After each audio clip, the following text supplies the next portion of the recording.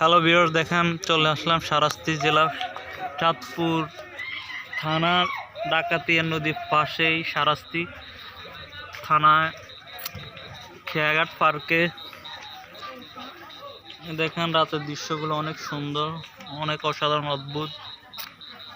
তো আপনারা আমার ব্লগ ভিডিওর মাধ্যমে সবাই কমেন্টে জানাবেন পার্কটিকে আসলে কেমন লাগে। আপনারা জানান আমি বিভিন্ন জায়গায় গিয়ে বিভিন্ন ব্লগ ভিডিও বানিয়ে আপনাদের মাঝে দিই।